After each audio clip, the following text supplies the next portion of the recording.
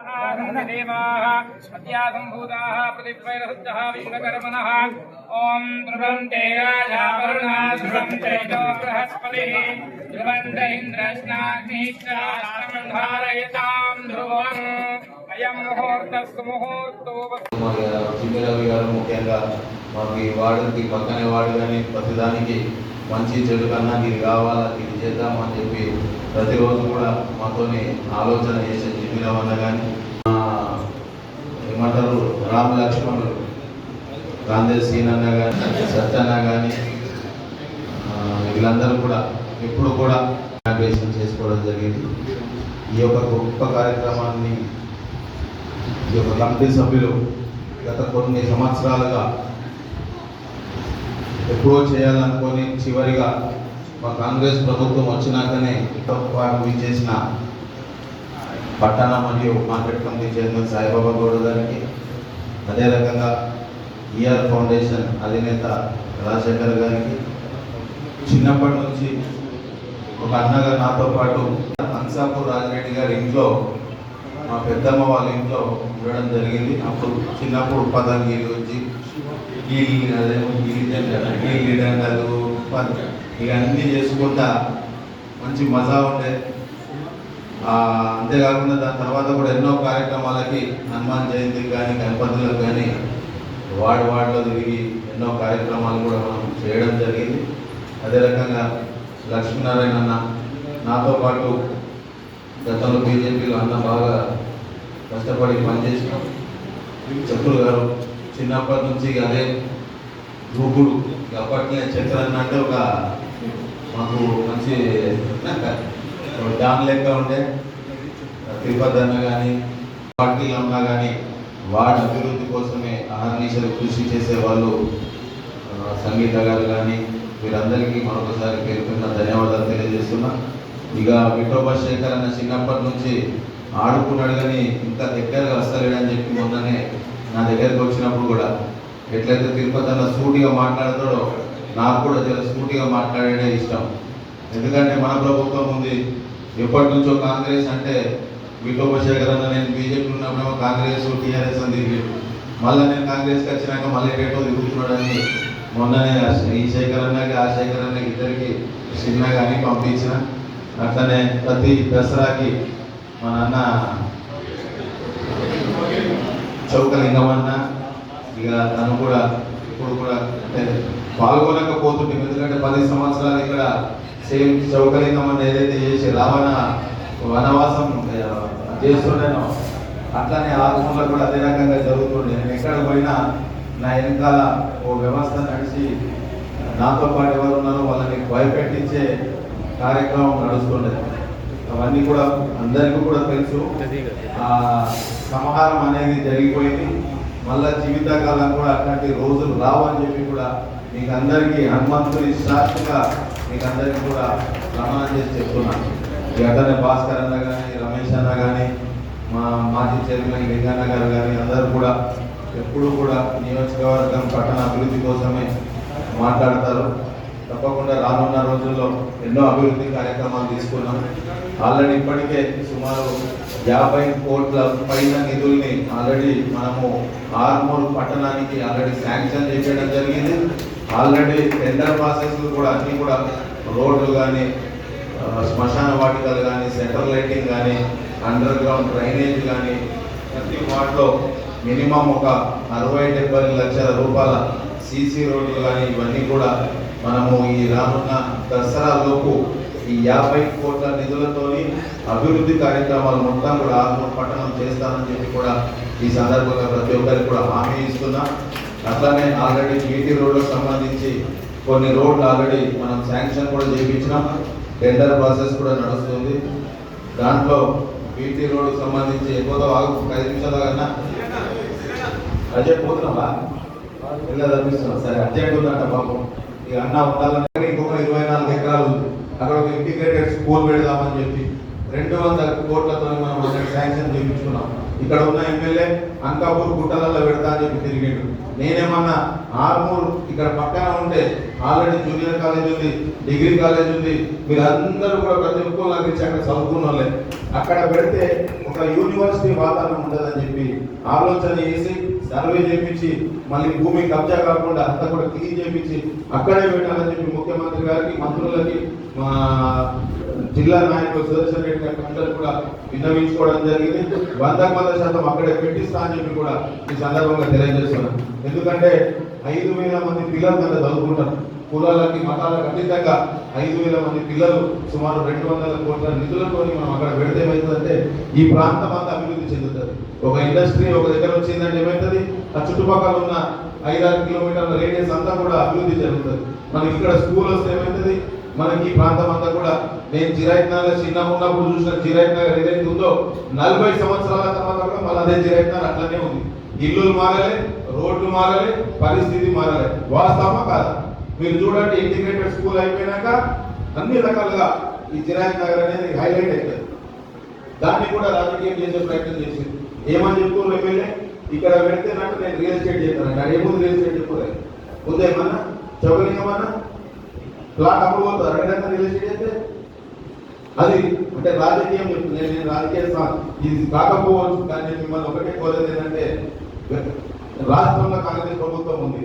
మనం కాంగ్రెస్ ఎమ్మెల్యే అయితే ఇంకా మంచిగా అభివృద్ధి జరుగుతుండే. పక్కన రూరల్ 200 కోట్లతో శంకుస్థాపన చేస్తూ మనం అటు ఇటు పడి సుమారు 150 కోట్ల రూపాయలు తీసుకురాక మీరు ఓడిపోయినా కానీ తీసుకురాచ్చు. ఎప్పుడు పోయినా సరే ఇక్కడ ఉన్న అభివృద్ధి కోసం నిధుల కోసం ప్రయత్నం చేస్తారు తప్ప రాజకీయం అప్పటికి ఏమైతుందో ఎక్కడ ఉన్నామో అనుకున్నా. కాంగ్రెస్ పార్టీల కోసం అని అనుకోలేదు. బీజేపీకి లేపిన 25 శివాజీ విగ్రహాలు పెట్టిన. మొత్తం భారతదేశంలో నియోజకవర్గాల్లో ఎక్కడ అత్యధిక శివాజీ విగ్రహాలు ఉన్నాయంటే ఆర్మూర్. తెలిసిందా మీకు? మొత్తం భారతదేశంలో ఎంత ఉంది, తెలంగాణలో ఎంత లేదు, అత్యధికంగా శివాజీ విగ్రహాలు ఆర్మూర్ నియోజకవర్గాలు. ఒక తప్పన పట్టుకున్నా. మరి నేను ఓడిపోయిన ఒక శివాజీ విగ్రహం పెట్టిందంటే ఏం పెట్టాలి? రూపాయి వైద్యం అన్నారు. ఏమన్నా వైద్యం చేసిందంటే ఏం లేదు. ఏం చేస్తున్నారని మీరు అందరూ కూడా గ్రహించి ఆలోచన చేసి తప్పకుండా వచ్చే ఎలక్షన్లో 100% మున్సిపల్లో మెజారిటీ సీట్లని మీరు కైవసం చేసుకునే విధంగా నాకు సహకరిస్తారని చెప్పి, ఎందుకంటే భారతం చెప్తున్నాను. ఇప్పుడు ఒకవేళ ఏదైనా నిధులు అవసరం ఉంటుంది, ముఖ్యమంత్రి గారి దగ్గర పోవాలి. ఓడిపోయినా కానీ వెయ్యాలనుకుంటే రేపుతాం. అదే గెలిచింది ఏం జరుగుతుంది, సేమ్ డే పోవచ్చు, ఇమీడియట్ గా మనం శాంక్షన్ తీసుకోవచ్చు, ఇమీడియట్ గా కిందికి ఫైల్ మూవ్మెంట్ అయిపోతుంది. పని చేసుకోవాలనుకుంటే గత 10 సంవత్సరాలు ఏం జరిగిందో మీకు అందరికి తెలుసో తెలియదు. ఆయన ఒకటే ఆలోచన ఉండే, మంత్రి కావాలనే ఆలోచన ఉండే. మంత్రి కావాలనే ఆలోచన ఏం చేసిండు, మీ ఆర్మూర్ని మొత్తం పక్కన పడేసిండు. అభివృద్ధి మీద దృష్టి పెట్టలే. ఇక ఏదో ఒకటి తీసుకొచ్చి ఇక మొత్తం ఆయన చేసిన అని చెప్పి భ్రమలు కదా బతికినాం మనం. అందుకోసం మిమ్మల్ని ఒకటే కోరుతున్నా, ప్రతి గ్రామానికి నేను వచ్చిన సంవత్సరంలోనే 50 నుంచి 75 లక్షల రూపాయలు ఇచ్చిన. ప్రతి గ్రామానికి ఈ చుట్టుపక్కల ఏ ఊరు అన్నాడు, చేపూరు అడుగు 73 లక్షలు ఇచ్చిన, ఫతేపూర్ అడుగు 40 లక్షలు ఇచ్చిన, సుర్బిర్యాలు 50 లక్షలు ఇచ్చిన. మళ్ళీ దాంట్లో మనం ఏదో సంఘాలకు ఇంకా దేనికో పోతలే. రోడ్స్, డ్రైనేజెస్, స్కూల్స్, ఎన్ని స్కూళ్ళలో ఏం పరిస్థితులు మీకు అందరూ తెలియకపోవచ్చు. ఘోరంగా ఉంది స్కూల్ పరిస్థితి. ఒక్కొక్క క్లాస్ రూమ్ లో కూర్చున్నబెట్టి 4 సెక్షన్లు ఒకటే క్లాస్ రూమ్ నడుస్తుంది. దానికి అడిషనల్ స్కూల్స్ కోసం, అడిషనల్ క్లాస్ రూమ్స్ కోసం మనం అభివృద్ధి కోసం మనం పెట్టడం జరిగింది. సంఘాల జోలికి పోలేదు. నెక్స్ట్ మనం ఈ మున్సిపాలిటీ లోకల్ పార్టీ ఎలక్షన్ చెప్పినాక కుల సంఘాల జోలికి పోతా. దానికన్నా ముందు మీకు హామీ ఇస్తున్నా, పైన దానికి మాత్రం తప్పకుండా 10 లక్షల రూపాయలు. ఎందుకంటే ఈ ప్రాంతాల్లో మీకు కమ్యూనిటీ హాల్ లేదు, తప్పకుండా దాని అవసరం ఉందని చెప్పి గ్రహిస్తున్నాను కనుక తప్పకుండా తొందరలోనే నెక్స్ట్ మంత్ ఒక 10 లక్షల రూపాయలు నిధులు పెట్టాలని చెప్పి కూడా హామీ ఇస్తూ, నన్ను ఈ యొక్క కార్యక్రమానికి ముఖ్య అతిథిగా పిలిచినందుకు కమ్యూనిటీ సభ్యులకి ప్రతి ఒక్కరికి కూడా పేరు పేరు ధన్యవాదాలు తెలియజేస్తూ, నాతో పాటు వస్తారని చెప్పి ఆశిస్తూ మరొకసారి ప్రతి ఒక్కరికి పేరు పేరు ధన్యవాదాలు. రిజిస్ట్రేషన్ ఆఫీస్ నుంచి housing board via Fakir colony ఒక 88 లక్షల రూపాయలు దాన్ని మనం శాంక్షన్ చేసుకున్నాం. అట్లానే ఆర్కే హాస్పిటల్ నుంచి జిరాయిత్ నగర్ లింక్ రోడ్, అది మనకి లేకున్నా కానీ మన వార్డు లేకున్నా ఒక 18 లక్షల రూపాయలు శాంక్షన్ చేయించుకున్నాం. జావేద్ భాయ్ స్టేడియం నుంచి రిజిస్ట్రేషన్ ఆఫీస్ వరకు 21 లక్షల రూపాయలు కూడా బీటీ రోడ్డుకు సంబంధించి శాంక్షన్ చేయించుకోవడం జరిగింది.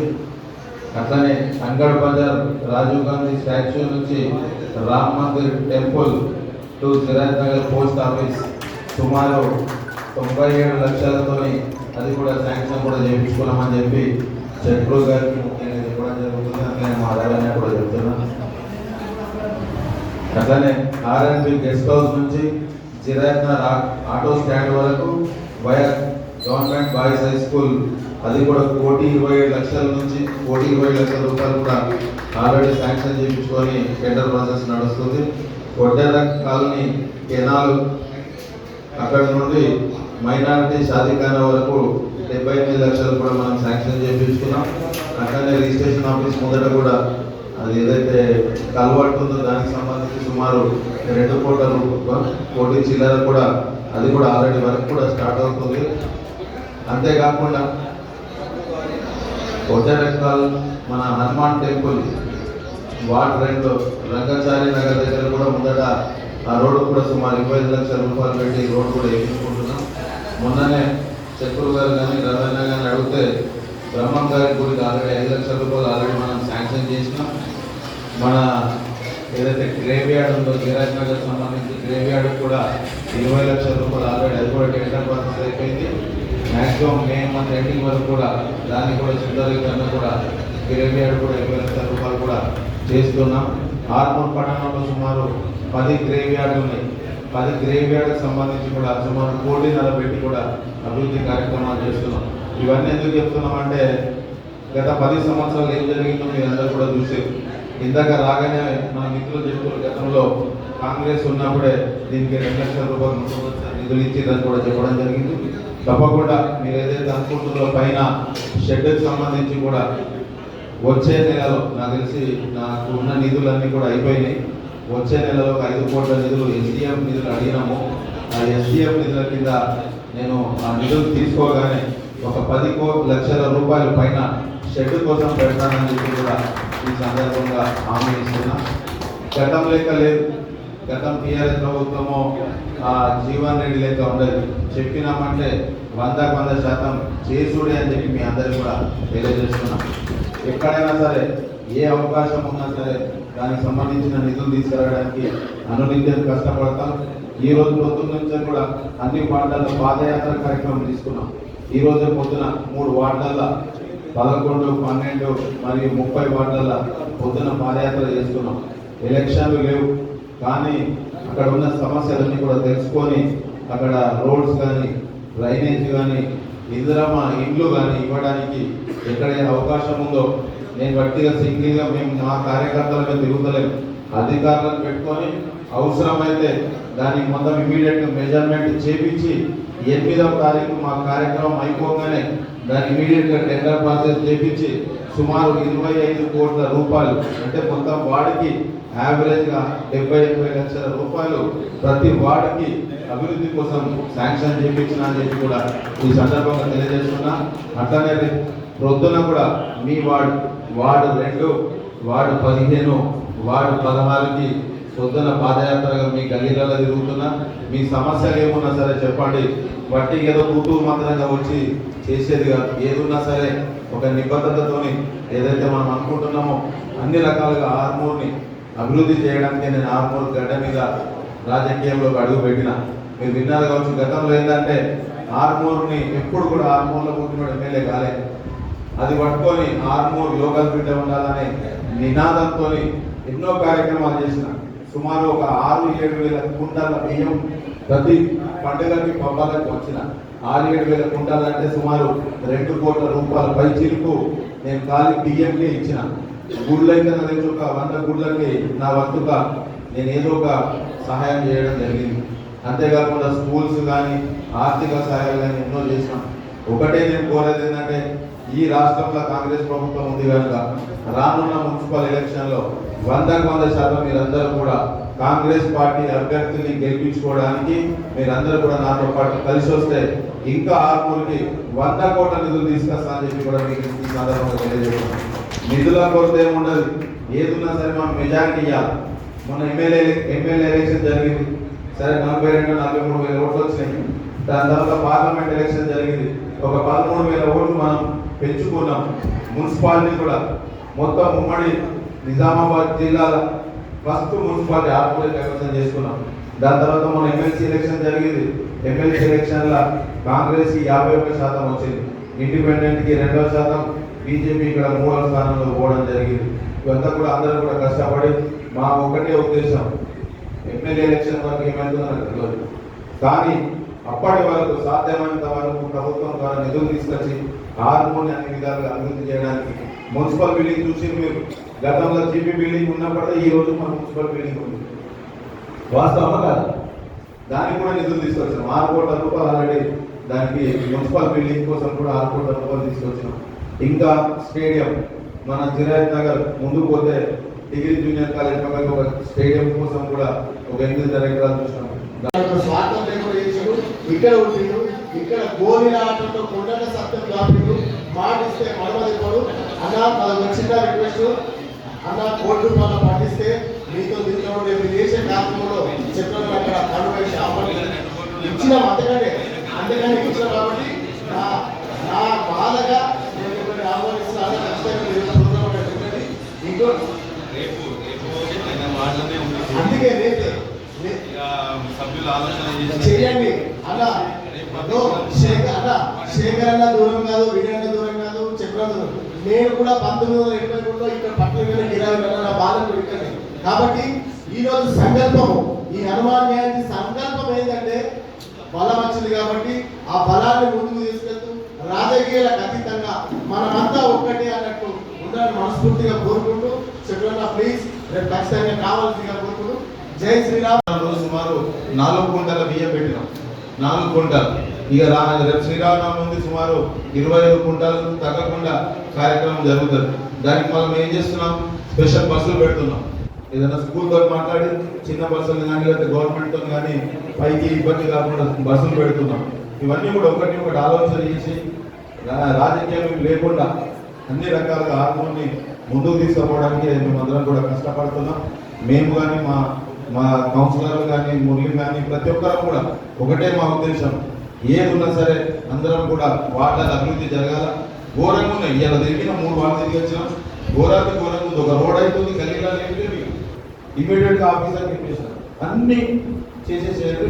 ఎక్కడ మనకు ప్రయారిటీ అని ఉంటుందో దాని తర్వాత మనం ఆ వార్డుకి ఎంత నిధులు పెట్టాలో ఇమీడియట్గా శాంక్షన్ చేసి టెండర్ ప్రాసెస్ కూడా 8వ తారీఖు కానీ టెండర్ ప్రాసెస్ చేపించి ఒక కాంట్రాక్టర్కి ఇచ్చేసి ఇమీడియట్గా వర్క్స్ కూడా అప్పటిదాకా వర్షాకాలం దాకా కూడా అవసరమైతే ముందే కంప్లీట్ చేసే విధంగా ఎక్కడైతే మాకు గట్టిగా ఉన్నారో మా క్యాండిడేట్లు అక్కడ మాత్రం ముందుండి వాళ్ళని గెలిపించుకునే విధంగా మాత్రం పనిచేస్తామని చెప్పి కూడా మీకు అందరికీ కూడా తెలియజేస్తాం. ఈరోజు ఒక విశిష్టమైన రోజు. పురాతనమైనటువంటి మా ఆలయం ఆంజనేయ స్వామి ఆలయానికి రావడం, అలాగే ఈ యొక్క కమ్యూనిటీ హాల్ నిర్మాణం కోసం నన్ను ఆహ్వానించినందుకు చాలా సంతోషంగా ఉంది. అలాగే ఈ యొక్క అభివృద్ధి, ఈ ఆలయం యొక్క అభివృద్ధి అండ్ కాలనీ యొక్క అభివృద్ధి అండ్ అలాగే కాలనీ వాసుల యొక్క సంబంధించినటువంటి కమ్యూనిటీ హాల్ అభివృద్ధికి కంపల్సరీగా నా వంతు సహకారాన్ని అందిస్తాను. అలాగే గతంలో నేను ఇక్కడ బాల్యం నుంచి ఇక్కడ మా నాన్నగారు మేమందరం నివసించిన ప్రాంతం కాబట్టి నాకు ఒక మిక్కిలేని అభిమానం. అలాగే ఇక్కడ ఉన్నటువంటి నా మిత్రులందరూ కూడా, నా క్లాస్మేట్స్, ఫ్రెండ్ అందరూ కూడా ఒక భావ సారూప్యత కలిగిన వ్యక్తులందరి మధ్య నేను నివసించాను. కాబట్టి వీరందరికీ కూడా నా యొక్క కృతజ్ఞతలు నన్ను ఆహ్వానించినందుకు, అలాగే ఇతోధికంగా కృషి చేస్తున్నటువంటి మా సంఘ సభ్యులు, యూత్ సభ్యులు, అలాగే ఈ యొక్క స్ట్రక్చర్ నిర్మాణానికి ఎంత కష్టపడితే ఈ స్టేజ్కి వచ్చిందో దాని ఫర్దర్ కూడా ఇన్ఫ్రాస్ట్రక్చర్కి నా యొక్క కంపల్సరీగా కంట్రిబ్యూషన్ చేస్తాను. అందరికి కూడా, కాలనీ వాసులందరికీ కూడా ఆమోదయోగ్యమైనటువంటి ఈ నిర్ణయం మాకు కూడా చాలా సంతోషాన్ని కలిగించింది. కాబట్టి మీ అందరికీ మరొకసారి నా యొక్క కృతజ్ఞతలు తెలియజేస్తున్నాను. అందరికీ మొదటిగా మీడియా మిత్రులకు మరియు ఈరోజు ముఖ్య అతిథిగా ఇచ్చేసిన మన ఆర్మూర్ నియోజకవర్గ కాంగ్రెస్ ఇన్ఛార్జ్ వినయన్న గారికి, అలాగే ఈఆర్ ఫౌండేషన్ చైర్మన్ అయినటువంటి రాజశేఖర్ గారికి, మరియు మా హనుమాన్ మందిర కమిటీ పెద్దలకు అందరికి కూడా మొదలుగా ఈరోజు శుభదినం. మా కమ్యూనిటీ హాల్ని మేము ప్రారంభం చేసుకున్నామంటేనే శుభదినం అన్నట్టు. దీనికి ఒక 8 సంవత్సరాల నుంచి మాకు కొద్దిగా గవర్నమెంట్ ఫండ్తో పాటు వివిధ రకాలుగా మా సభ్యులు మరియు ఇక్కడ ఎవరెవరైతే పెద్దలు ఉన్నారో వాళ్ళ దగ్గర మేము చందా రూపం కూడా మాకు వాళ్ళంతా సహాయ సహకారం చేసి ఈరోజు ఇంత పెద్ద బిల్డింగ్ మేము నిర్మాణం చేసుకొని ఈ ఇనాగ్రేషన్ కార్యక్రమాన్ని పెట్టుకున్నందుకు మాకు చాలా గర్వంగా ఉంది, చాలా సంతోషంగా ఉంది. అలాగే మాకు వెన్నంటి ఉండి మా వార్డు కౌన్సిలర్ అయినటువంటి నిరంతరంగా 3 పర్యాయాలుగా గెలిచి 3 పర్యాయాల్లో మాకు నిధులు ఇప్పించి మాకు ఆయన ఏదైతే మాకు సహాయ సహకారాలు ఇచ్చారో ముఖ్యంగా కాంగ్రెస్ సంగీత శ్రీనివాస్ గారికి ప్రత్యేక ధన్యవాదాలు తెలుపుకుంటూ, మరియు ఇలాగే మాకు రాబోయే కాలానికి మా పైన కూడా మేము షెడ్ వేసుకుని ఒక మ్యారేజ్ పార్టీ చేద్దామని చెప్పేసి అనుకున్న సందర్భంగా దానికి గాను ఇందాకే నా నియోజకవర్గ ఇన్ఛార్జ్ వినయన్న గారు రాబోయే ఫండ్లో 10 లక్షల రూపాయలు ఖచ్చితంగా ఇప్పిస్తానని చెప్పేసి మాట ఇచ్చి కూడా పోయినందుకు చాలా సంతోషంగా ఉంది. అలాగే ఈఆర్ ఫౌండేషన్ చైర్మన్ అయినటువంటి రాజశేఖర్ గారు కూడా వివిధ రకాల ఎలాంటి స్వార్థం లేకుండా ఈ టెంపుల్కు మేము ఇక్కడే పెరిగాము చిన్ననాటి నుంచి. ఈరోజు మా ముఖ్య అతిథులుగా వచ్చినటువంటి ఇద్దరు వినయ్ రెడ్డి గారు కానీ మరియు ఇరావతి రాజశేఖర్ కానీ మా గల్లీకి సుపరిచితులు. వారు ఇక్కడే పెరిగారు, ఇక్కడే స్టడీ వాళ్ళది ఎంత ఇక్కడ జరిగింది కాబట్టి వాళ్ళ బాల్యం జీవితం మొత్తం ఇక్కడ జరిగింది కాబట్టి వాళ్ళు ఇక్కడ ఎంత చేసినా తక్కువే అని నేను అనుకుంటున్నా. అలాగే వాళ్ళు కూడా అదే భావనతో నుండి మాకు రాబోయే కాలానికి మంచి ఫండ్ కూడా సమకూర్చి మాకు వెన్నంటి ఉంటారని చెప్పేసి కోరుకుంటూ జై శ్రీరామ్. జై హనుమాన్, జై శ్రీరామ్. ఇది ఎంతో పురాతనమైన మందిరం. సరే, మందిరం ఉండడం ఒక ఎత్తు అయితే ఆ మందిరం నడవాలన్నా, ఆ మందిర అభివృద్ధి జరగాలన్నా దానికి ఒక ఇన్కమ్ కావాలనే ఉద్దేశంతో మందిరంకు, అలాగే ఈ కాలనీ వాసులకు కూడా ఒక మంచి కమ్యూనిటీ హాల్ కావాలనే ఒక ముఖ్య ఉద్దేశం, ఈ రెండు ఉద్దేశాలతోని ఇక్కడ ఈ కమ్యూనిటీ హాల్ నిర్మాణం చేపట్టడం జరిగింది. దీనిలో భాగంగా స్థానిక కౌన్సిలర్ అయినటువంటి సంగీత శ్రీనివాస్ గారు మాకు ఏ పార్టీలో ఉన్నా అడిగిన వెంటనే గవర్నమెంట్ నుంచి నిధులు ఇప్పిస్తూ ఇవాళ ఈ స్థాయికి తీసుకురావడానికి ముఖ్య కారకులు వాళ్ళే. అలాగే ఈనాటి ఈ కార్యక్రమం ఇంత బ్రహ్మాండంగా జరుపుకోవడానికి దాతలు, మా పెద్దలు, కమిటీ పెద్దలు, మా కమిటీ అందరం ఎంతో నిరంతరం కృషి చేసి ఇవాళ ఎంతో బ్రహ్మాండమైన ఈ కార్యక్రమానికి మన కాంగ్రెస్ నియోజకవర్గ ఇన్ఛార్జ్ అయిన వినయ్ రెడ్డి గారు మరియు ఈఆర్ ఫౌండేషన్ రాజశేఖర్ గారు ఇక్కడ ముఖ్య అతిథిగా రావడం జరిగింది. వాళ్ళు ఈ గల్లీ వాసులే, ఇక్కడే పెరిగారు, ఇక్కడే ఉన్నారు. వాళ్ళు కూడా సరే మేము కూడా ఖచ్చితంగా ఇంకా పైన కళ్యాణ మండపంగా దీన్ని తీర్చిదిద్దడం కొరకు నేను ఇప్పుడు మీకు ఒక 10 లక్షల రూపాయల మీకు నిధులు మంజూరు చేయబడుతుందని వినయ్ రెడ్డి గారు చెప్పడం జరిగింది. అలాగే మా మిత్రులు రాజశేఖర్ గారు కూడా నేను ఇతోధికంగా నా ఫౌండేషన్ నుంచి నేను కూడా ఇంతకుముందు కూడా చేశారు, ఇప్పుడు కూడా ఎప్పుడైనా మీ వెన్నంటి ఉండి మీకు సహాయ సహకారాలు అందిస్తారని చెప్పడం జరిగింది. దానికి మా కమిటీ తరఫున, మందిర కమిటీ పెద్దల తరఫున వారి అందరికీ ధన్యవాదాలు తెలియజేసుకుంటూ ఈ కార్యక్రమంకి వచ్చిన ప్రతి ఒక్కరికి, ఈఆర్ ఫౌండేషన్ సభ్యులకు, ఇక్కడ ఉన్న ప్రతి సభ్యులకు, కార్యకర్తలకు అందరికీ కూడా, మా పెద్దలకు అందరికీ కూడా పేరు పేరున ధన్యవాదాలు తెలియజేసుకుంటున్నాము. సెలవు.